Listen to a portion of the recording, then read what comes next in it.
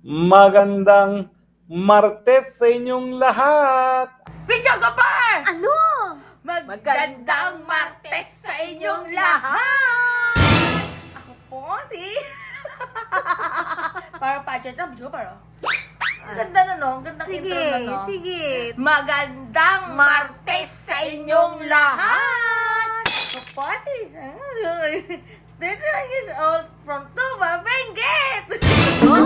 Tumabingit talaga. At dahil Martes, medyo na late tayo, alas 9 na, narito na naman ang Spokes Hour! Narito na naman ang Spokes Hour! Parang may game show, no? Ba, si Mr. Bigyan ng jacket yan! 5,000! 1, 2, 3, 4, 5! Pogo!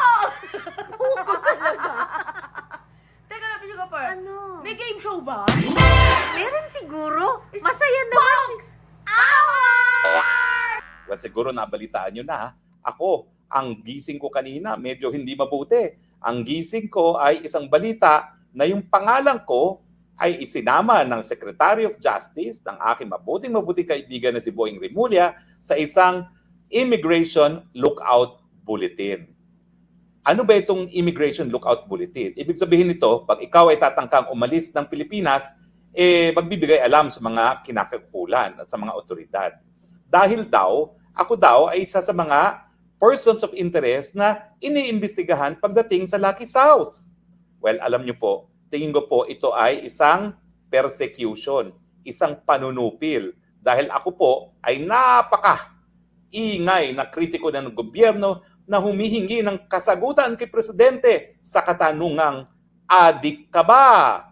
Dahil unang-una, si Presidente Duterte nagsabi, may kilala akong kandidato para presidente noong ako'y mayor sa Davao na nagpupunta ng Davao at gumagamit ng pinagbabawal na gamot.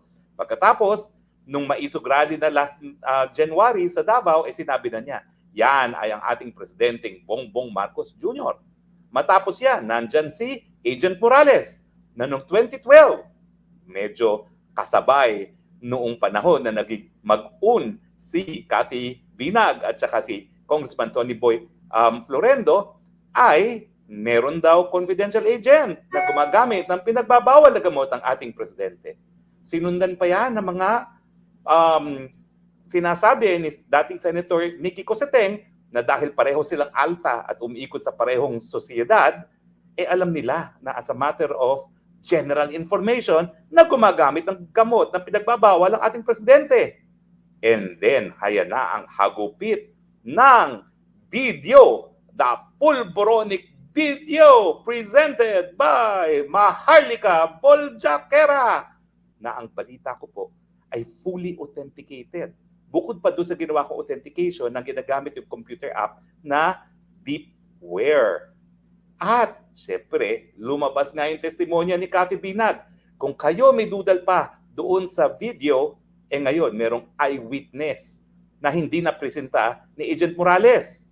Ito, siya ay eyewitness na 5 beses niyang nakita ang presidente gumagamit ng pulburon over a period of 10 years. Hindi lang yun. Abay, na-shock ako. Dahil ang sabi pa niya, nung una niyang na-meet ang ating First Lady Lam, inoffer pa siya ng pulburon. At nung sabi niya, hindi ako gumagamit yan, medyo nataranta. Ano ginagawa mo rito? Ayan. At kahapon, doon naman sa programa ni Lorraine Badoy, sinabi rin ni Cathy Binag, hindi lang ang presidente, hindi lang ang First Lady, pati pa raw si Congressman Sandro Marcos ay nakita niyang gumamit ng pulburonic. Di ba ako ang pinakamaingay dito sa Pilipinas, sa maisog, na dapat panindigan ang karapatan ng taong bayan sa impormasyon na nakakaapekto sa kanilang pang-araw-araw na buhay. At dahil ang pagiging bangag ay makakaapekto sa desisyon kung tayo bilang mga Pilipino ay mamamatay sa gera na wala naman tayong interes, dapat malaman na natin ang tunay na estado ng pag-iisip ng Pangulo. O bakit hindi yan harassment? Unang-una, wala pong ebidensya na napapakita sila na ako'y may kahit anong kinalaman sa Pogo. Anong sinasabi nila? Sinamahan ko daw yung Kasiong para nga humingi ng gives. Yung pagkakataon na bayaran yung pagkakautang dahil na-dispalkuhan ang kumpanya ng Lucky South na gives. Ni hindi man lang ako nakiusap para sa lisensya, no? O, anong connection ko dyan sa Pogo? Pangalawa, hindi nga kinakailangan ng lisensya ng Pogo noong mga panahon na yon dahil meron pa siyang lisensya. Legal siya. O, at pangatlo, 1 taon ko na mahigit nakakilala si Cassie Ong na whirlwind. At 2 weeks after nung meeting sa PAGCOR, nagkaroon nga ng kaso. At ako ang pumasok na abogado sa Court of Appeals, sa Regional Trial Court, at saka sa Metropolitan Trial Court para po sa whirlwind. At ang relasyon lang ng whirlwind at Lucky South, sila ang nagpapaupa at nagbibigay ng serbisyo sa Lucky South. O, yung pugante raw sa Baguio na bahay. Well, ano naman kinalaman ko doon? Meron mang umupa na babae, meron namang papel na siya ay legal sa Pilipinas, na kapag ikaw kasi nakakuha ng Alien Certificate of Registration, pasado ka rin sa NBI clearance. So wala siyang kahit anong krimen. At hanggang ngayon naman, walang krimen yung babaeng yon. Malay ko ba na meron palang pugante siyang patitira doon sa bahay na yun? O, di ba? Pero sabihin na nga natin yung pinagpipilitan nila na ako daw ay nag-abogado sa Lucky South. Ang tanong, ano ngayon? Kasalanan bang mag-abogado? Hindi ba ang sabi ng Korte Suprema, pati yung mga pinakakarumal-dumal na kriminal, dapat meron silang abogado. Dahil ang mga abogado, ang kanilang obligasyon, ang aming trabaho ay masiguro na lahat ng karapatan ng lahat ng mga mamamayan at tao sa teritoryo ng Pilipinas ay nare-respeto at pinapatupad ang karapatan. Kung wala talaga akong ties sa mga Pogo, at sabihin na natin may ties ako, wala namang criminal act na ina-attribute sa akin. Alam mo, napakadelikado yung ginawa nila na kung totoo yung sinasabi nila na ako'y nag-abogado sa Lucky South, may pananagutan ako. Nako, baka wala na pong mag-abuga siya kung ganyan ang kanyang gagawin nilang attitude. No? Dahil nga po sabi ko nga, karapatan ng lahat na magkaroon ng abogado ng ganon, sa ganon, maprotektahan ang kanilang mga karapatan. Nasa ng ebidensya.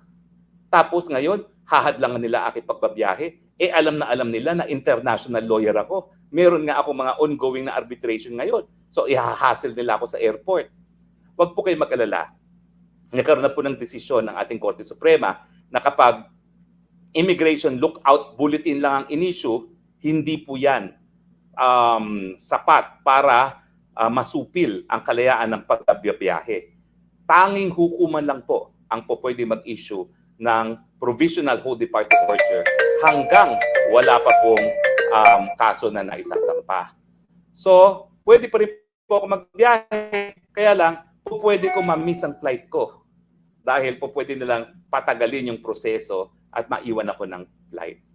Kaya naman po ako nagsasabi na panunupil yan. Wala kasing ebidensya na nagdidikit sa akin sa Pogo. Pangalawa, wala naman pong ebidensya na nagpapakita na yung legal na Pogo, renade kasi yon, wala namang operation, ay merong illegal na activities. Hanggang ngayon po, isang kaso lang po na torture ang naisampa laban sa 2 Tsino. Pero wala naman po ibang kaso na sinasampa ang PAOK. Abay, kailan pa sila magsasampa?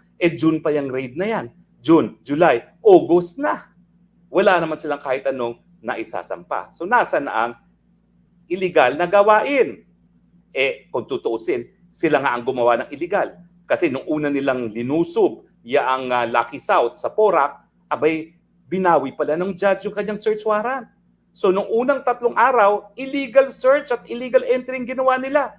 Tapos niyan, nakakuha nga sila ng bagong search warrant sa Pampanga naman. Mantakin nyo, 49 buildings, ni isa walang mention dun sa search warrant. Ano ba sabi ng ating saligang batas dun sa Bill of Rights? No search warrant shall be issued unless issued personally by a judge after examination of witnesses under oath and particularly describing the place to be searched and the items to be seized. Wala man lang mention sa 49 buildings. Yan ba ang particularly describing the place to be seized?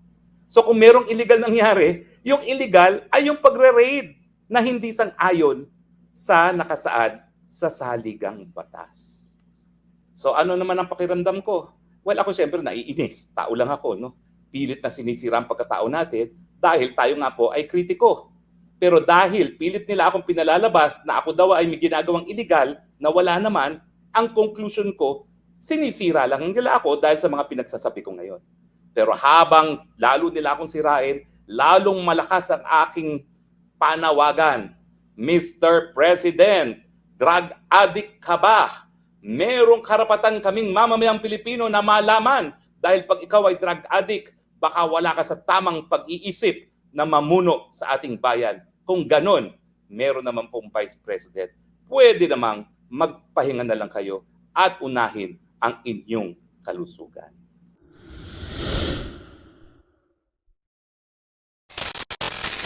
Today sa Berber Happy Day. Sa lahat ng mga bagong pasok sa channel to, please don't forget to click the subscribe button, tiny bell para lagi updated sa lahat ng mga inay para sa sasaw namin ni Bidyo Gapper. Ang dami na sinabi ni Mr. Harry Roque Bidyo Gapper sa live niya. Grabe talaga. Napanood nyo ba mga batang helmet? Kasi ba naman, videographer, paano hindi naman taga mag-aalboroto si Mr. Harry Roque? Eh, yung pangalan niya kasama sa immigration list, videographer, na i-hold. Nga naman Pag kasi. baka mag-fly-fly. Eh, kasi naman mag-travel siya. Videographer, ang number 1 sa listahan, si Cassandra Ong, sumusunod si Mr. Harry Roque na. Bakit naman kasi sinamang pangalan niya? Hindi naman oo international nga eh. lawyer. Pero ito, International lawyer. Ay, lawyer! International lawyer? Ano ba? Suri-suri. Pero ayan nga, videographer, mga kabata helmet, sinabi pa ni Mr. Harry Roque na yung kanyang kaibigang, di ba? Sinong Secretary Remulla, DOJ, videographer. Ay, oo. Ang kanyang kaibigan. Eh, andun nga yung pangalan niya, di ba, sa listahan. Oo, anong nangyari? Pero talagang sabi nga ni Mr. Harry Roque, no, ito daw ay panggigisa, pagkikitil, videographer, sa kalayaan. Nga, Ang lalim nun, ah. kalayaan niya, di ba? Nakakaloka, no? Yung mga pinagsasabi ni Mr. Harry Roque, yung mga banat yan talagang, parang ano na eh, ang TV na! Oh. Spokes out! Ang TV na! Nakakaloka talaga. Saya-saya. Saya-saya. Pero ayan nga mga kabatang helmet. Sabi pa ni Mr. Harry Roque, no? Ang pinaka nakapokaw sa kanya, videographer, nung sinabi niya kay PBBM, na ayan na nga, no? Pwede namang magpahinga dahil may Vice President naman daw tayo na pwedeng umano kung hindi ka na capable sa pwesto para mamuno. Kasi nga, yung parang katinuan. Naman kasi, i-push na yan. Parang Kasi papunta dun yung ano ano ba talagang gusto niya mangyari? Hindi ko rin alam, video ka pa. Ang dami niya kasi gusto mangyari. Kasi siya talaga yung popular. Pwede bang diretsuhin na nila? Kaya nga eh. Pero, video ka ligoy-ligoy pa eh. Siyempre, sabi nga ni Mr. Harry Roque, di ba? Sabi din ng mga supporters niya. No? Ang kikitil. Oo. At saka, paano yan? International lawyer siya, video ka Oo. Magkakaroon pa raw ng, hindi naman daw siya pwedeng hindi palabasin. Mm-mm. Kasi daw, parang ano lang yan eh, parang sa immigration lang daw kasi Oo. galing yung listahan. Mm-mm. So, medyo magtatagal yung proseso ng paglipad niya, pero makakaalis pa rin daw siya. Madedelay Sabi yung niya, flight madedelay lang nga daw. Pero anyway, highway, naku mga kabat ng helmet. Wawa naman siya, madelay man yung flight niya. Oy, marami pa naman siyang kasong asikasuhin abroad. Oo, sabi nga niya, no? Ang dami pa raw niyang mga kasong... Wawa naman siya, oy. Wawa talaga. Wawa naman siya, oy. Ay naku mga bata helmet, comment down below nyo dyan kung anong masasabi nyo kay Spokes. Diba? Ganda na. Spokes are. Ganun eh. Di ba? Pero ang ganda ng intro ni Mr. Harry Roque, no? Spokes. Ay, kanyang-kanya lang yan. Oo nga. Naku, Kanya lang yan, huwag mo nang gayahin. bukas, ano naman kayang, pasabog, videographer? Spokes. Ni Spokes. Di ba? Spokes. O, ayan. Basta stay happy, stay healthy, stay safe tayo as always. Sabi nga sa buhay nyo, helmet din ang bukit, keep getting better everyday. God bless everyone. Bye! Bakit nga ba tayo palagi umiepal? Kasi, dapat may pakialam tayo dahil taxpayer tayo, di ba, videographer? Oo. Yung mga nangyayari sa Senate hearing na yan, Congress hearing na yan. Oo. Aba, yung budget dyan, saan ba galing? Di ba? Siyempre sa tax natin. Kaya dapat may mapala tayo sa mga nangyayari, sa mga ganap, hindi puro hearing na lang, di ba? Oo. Tsaka dagdag kaalaman yan, di ba? Yes, Hindi yung basta. puro teleserye lang. Oo. Pwede naman din pogo-serye. Oo. Kaya dapat, merong solusyon na dyan. Oo. Kaya, doon tayo sa Spokes. Spokes. Ganda ng intro, no? Spokes. What?